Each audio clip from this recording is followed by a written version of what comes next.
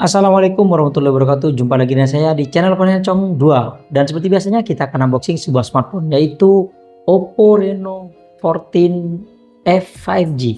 Namanya agak panjang guys. Dan seperti biasanya saya belinya online. Langsung saja kita ke unboxingnya. Let's go. Oke, ini dia box paketan kita kali ini dan langsung saja kita bongkar ya.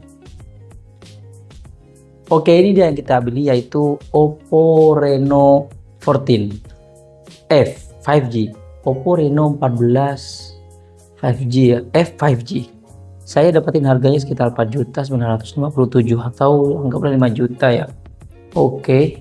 Yang saya ambil ini yang varian RAM 8GB internal 256GB. Warnanya di sini biru ya. Sekarang kita bongkar. Dan di bagian dalamnya seperti ini ya. Di sini ada box kecil yang isinya di sini panduan singkat kartu garansi dan di sini silikon case. Silikon case-nya tebel banget, guys. Oh, ternyata ini bagian belakangnya ini hard case ya. Mantap, ini keren. Saya suka case kayak gini. Sampai sekarang saya masih pakai yang kayak gini modelnya ya. Dan di sini ada smartphone-nya masih terbungkus kertas ya. Dan di sini ada partisi dan di sini ada kabel charger yang sudah USB ke Type C dan di sini ada kepala charger yang sudah mendukung pengecasan cepat 45 watt. Dan di sini ada keren. Nah, ini yang saya suka. Daripada punya Redmi kemarin itu acak-acakan, ini saya suka. Nah, ini ada SIM ejectornya yang bisa nempel kayak gini nih di sini ya. Keren. Dan mungkin ini aja yang kita dapetin kalau kita beli Oppo Reno 14 F 5G. Dan sekarang kita ke smartphone-nya. Di belakangnya ternyata oke. Kayak gini. Warnanya guys. Desainnya juga cakep.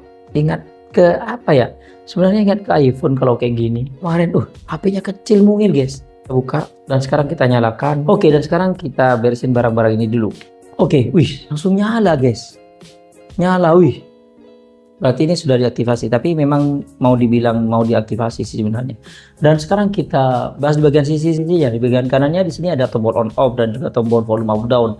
Di bagian atasnya di sini ada mikrofon. Karena ini kayaknya AR blaster ya.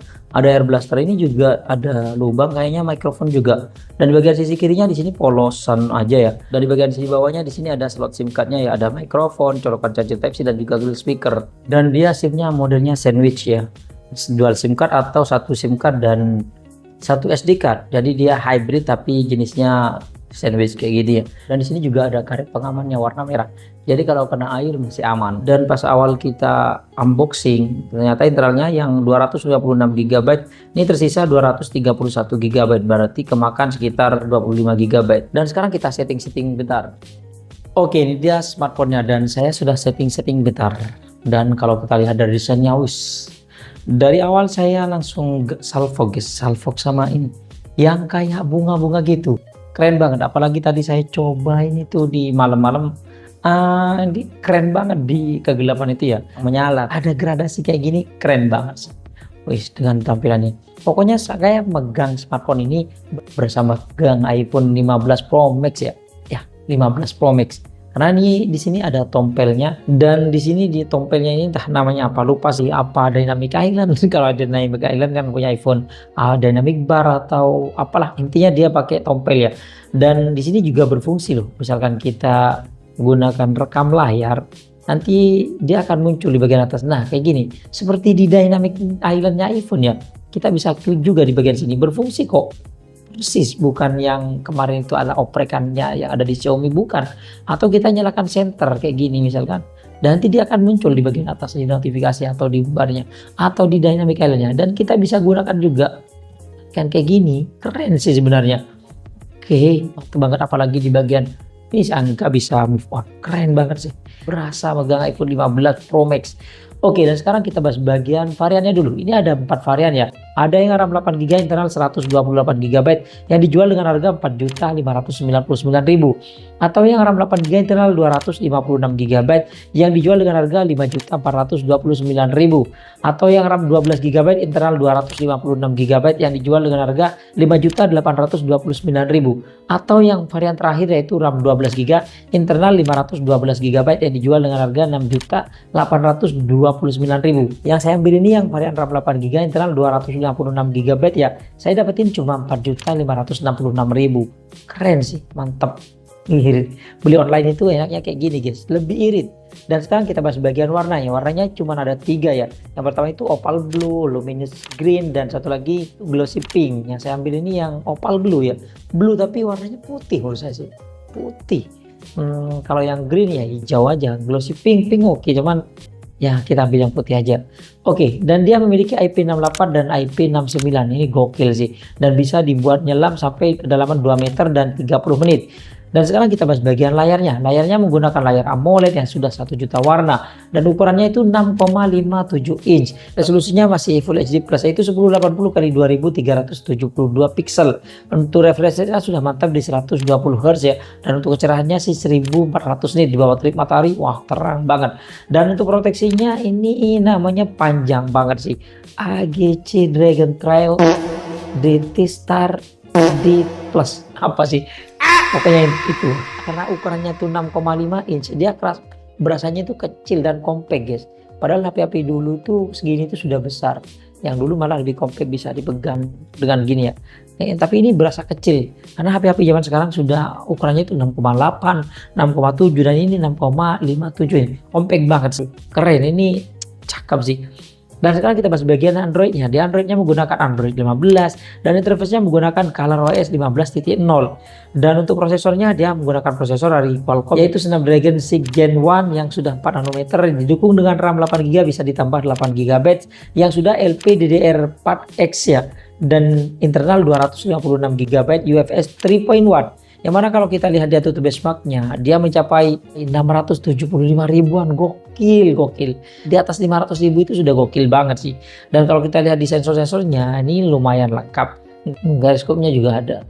Dan sekarang kita masuk bagian keamanannya. Dan dia keamanannya ada 2 keamanan, yaitu in display fingerprint dan juga face unlock. Sekarang kita tes fingerprintnya. Fingerprintnya agak ke bawah gitu ya, kayak di kemarin Infinix Hot 60 Pro ya. Dan sekarang kita tes face unlock-nya. Dia bisa ketuk 2 kali untuk mematikan dan menyalakan layarnya ya, kayak gini. Wih, cepet. Oke, mantap. Dan untuk lain-lainnya, dia Bluetooth-nya sudah 5.1, NFC ada, speaker sudah stereo, bagian bawah dan bagian atasnya. Speakernya ini jernih banget, bahkan saya fullkan sampai 300%. Itu masih kencang banget sih. Dan kalau teman-teman pengen dengerin suaranya seperti ini.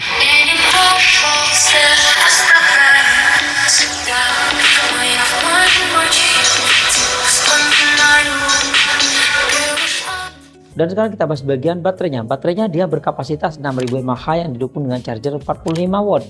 Baterainya 6000 mAh tapi tipis banget kayak gini ya. Dan ketika kita coba buat nonton YouTube selama 1 jam, dia baterainya berkurang 6%. Kayaknya kalau 6000 seharusnya berkurang 4% atau 5% ya, 4% lah.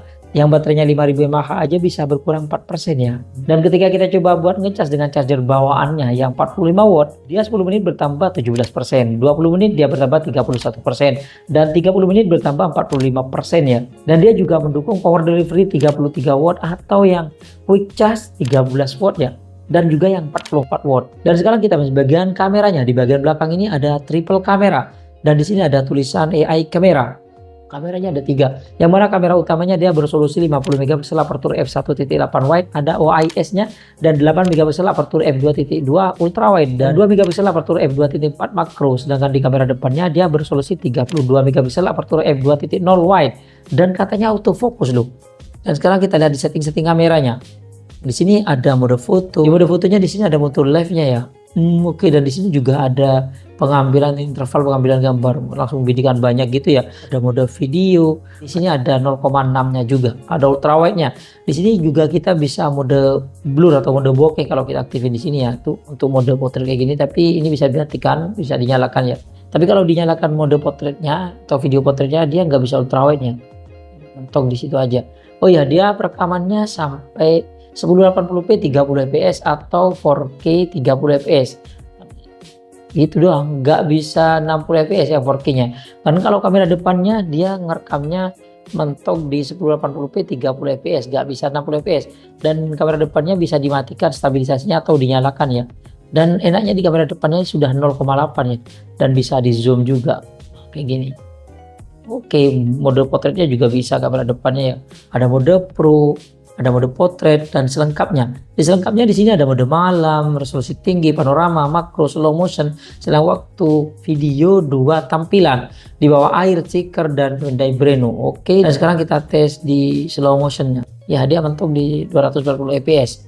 Dan untuk rekaman video dan sebetulnya kita akan tes di ruangan terbuka. Let's go. Oke, ini dia perekaman kamera belakang dari Oppo Reno 14F. Wih, cakep ya sekarang. Kalau dulu itu harga 5 jutaan Oppo kayak Reno berapa? 45 itu masih goyang. Kalau ini sudah stabil banget. Bisa pindah ultrawide juga. Nggak bisa, tapi di sini di layar ada 0,6-nya, guys. Dan kalau kita buat ngezoom dia bisa sampai 10 kali. Kita balikin. Dan kalau kita putar ke wajah kayak gini, kita coba buat lari, ini stabil loh. Wih, mantap. Kena prank, guys. Dan teman-teman bisa nilai sendiri sih untuk kualitas kameranya kalau siang hari kayak gini. Suaranya juga. Dan ini dia perekaman ultrawide nya. Wih, langitnya keren, guys. Sorry. Cuma sayangnya ini nggak bisa pakai resolusi lain sih, cuma di 1080p 30 fps. Nggak bisa 4K ataupun 60 fps. Kita coba buat lari. Dan ini dia perekaman kamera belakangnya menggunakan resolusi Full HD 60 fps ya. Kalau kita coba putar ke wajah. Dan yang ini 4K 30 fps. Stabil juga, guys. Kita coba putar ke wajah. Kita coba buat lari. Gimana stabilannya? Dan ini dia perekaman kamera depan dari Oppo Reno 14F 5G. Muka saya agak merah gitu ya. Sebenarnya warnanya natural. Warna baju saya ini cuman lebih kontras aja. Bener, warnanya sudah bener, cuma lebih kontras. Dan wajah saya agak merah ya. Oke, ini saya ngerekamnya agak selonjoran gini, agak jauh. Lumayan ini. Buat ngevlog di crop jadi potret gitu juga oke loh. Dan bisa di 1 kali. Ini 0,8 ya. Oke lah. Dan ini gak stabil kan, kita bisa stabil. Nah, ini bisa distabilkan loh kamera depannya. Kita coba buat lari. Wih, stabil banget, guys. Kalau mau direkam ala-ala sinematik gitu atau mode potret kayak gini, bisa, tinggal kita atur aja aperture-nya di bagian layar itu. Wih, tapi nggak rapi-rapi amat di bagian rambut ini kena, guys. Kita coba rekam ulang. Tadi kok nggak stabil kamera belakangnya kalau kita pakai mode sinematik ya, atau mode blur background gitu ya. Entah, ini coba yang kedua kalinya. Biasanya kalau memang gak stabil, ya stabil sih. Perekaman dual video dari Oppo Reno 14F 5G. Bisa diganti-ganti, tapi sayangnya masih di stop dulu ya. Harus di stop dulu. Dan ini saya coba mode lain ya. Kamera belakangnya goyang ternyata. Oke, ini dia perekaman kamera belakang dari Oppo Reno 14F 5G. Kalau kita lihat di layar sih kurang terang sih menurut saya. Tapi lumayan lah. Ini warna putihnya ini sebenarnya nggak putih, agak kuning, tapi di sini putih ya. Dan kalau kita coba putar ke wajah kayak gini, ya teman-teman bisa nilai sendiri sih untuk kualitas kameranya. Malam-malam oke lah. Dan kalau ultrawide-nya kayak gini ya, malam-malam ketajamannya sudah kurang sih. Seharusnya di sana itu kelihatan, ini malah gelap banget sih. Dan ini dia kalau ultrawide-nya. Teman-teman bisa nilai sendiri sih untuk kualitas perbandingan kamera utamanya dengan kamera wide-nya ya. Dan ini dia perekaman kamera depan dari Oppo Reno 14F 5G. Kalau kita lihat di layar sih lumayan ya. Kalau di bawah cahaya kayak gini, cahaya cukup. Oke, tapi kadang kok overexpose ya. Rambutnya, guys, baru nyadar. Nah, ini lumayan terang loh. Oke lah. Dan yang 60 fps ini sama kayak kasusnya M6 Pro kemarin ya. Kalau malam-malam itu malah pucat, tapi ini gelap. Dan untuk hasil fotonya, kamera depannya cakep banget. Apalagi dia bisa 0,8 yang jarak pandangnya lebih luas gitu ya. Mantep kayak pakai ultrawide. HDR-nya mantap, udah potretnya rapi ya. Dan dia juga ada fitur yang kayak stiker-stiker gitu ya. Dan kalau kita gunakan kamera belakangnya, ini cakep sih. Cuma beda warna dengan mode potretnya ya. Ultrawide-nya luas banget. Dan untuk zoomnya dia mentok di 10 kali standar ya. Dan kalau kita gunakan kamera wide dengan makro itu beda banget warnanya ya. Agak cenderung lebih hijau dan juga kuning satunya. Ya, mode makronya lebih cenderung lebih gelap gitu ya. Dan kalau kita gunakan malam-malam ini masih cakep kamera depannya, cakep banget dan terang banget ya. Kalau kita gunakan kamera belakangnya ini masih oke, cuma beda warnanya lebih agak gelap ya daripada yang kamera depan. Warnanya pekat banget warna merahnya. Dan kalau kita gunakan kamera belakang, ini kalau pakai flash terang banget ya. Sebenarnya mode malamnya sudah terang, tapi pakai flash jauh lebih terang.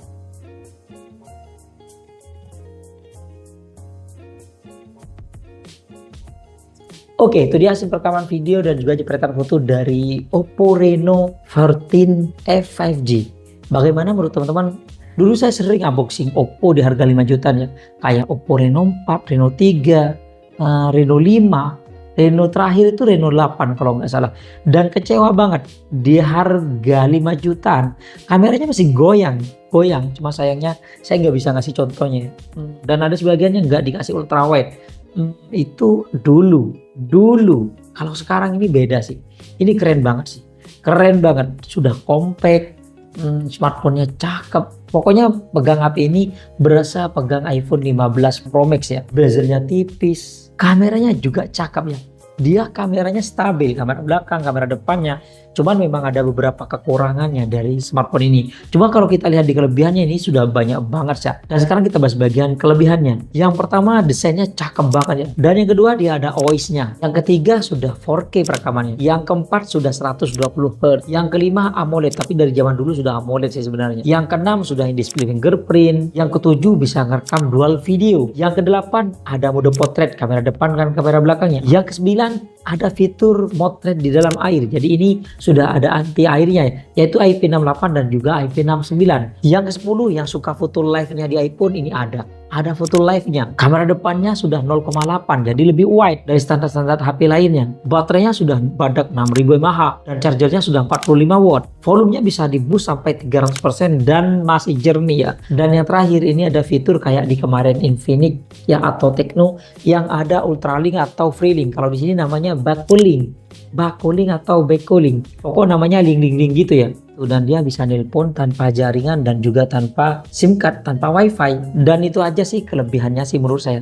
Tapi kalau kita bahas bagian kekurangannya, pasti ada kekurangannya. Cuma kekurangannya sih ini nggak begitu ngaruh ke smartphone-nya yang cakep ini ya. Yang pertama kalau pakai 60 fps dia gempa ya. Yang kedua dual videonya juga gempa. Nggak ada stabilisasinya. Yang ketiga dia nggak bisa pindah lensa. Baik dari kamera wide ke kamera ultrawide. Apalagi di kamera depan ke kamera belakang. Harus di stop dulu baru kita rekam ulang. Baru bisa. Yang keempat mode portraitnya juga gempa ya. Tapi untuk kamera belakang doang. Kamera depan stabil loh. Dan yang terakhir ya dia ultrawide-nya itu nggak bisa 60 fps, nggak bisa 4K. Padahal prosesornya sudah lumayan sih menurut saya. Lumayan walaupun HP-HP lain di harga 5 jutaan itu prosesornya sudah tinggi banget ya. Kayak di Poco dan juga Redmi itu sudah tinggi banget. Tapi Oppo kali ini ya standar sih. Oke lah. Dan apakah menurut teman-teman ini recommended? Kalau menurut saya sih recommended banget. Tapi kalau teman-teman butuh yang lebih dari sekedar ini ya banyak saingannya sih di harga 5 jutaan. Tapi ini saya dapetin 4,5 juta ya. Oke, mungkin segini aja sih unboxing kita kali ini. Terima kasih buat teman-teman yang sudah mampir di channel kami. Jangan lupa yang belum berlangganan silahkan tekan tombol subscribe. Kalau suka di like, kalau nggak suka diabaikan saja. Sampai jumpa di video unboxing berikutnya. Assalamualaikum warahmatullahi wabarakatuh.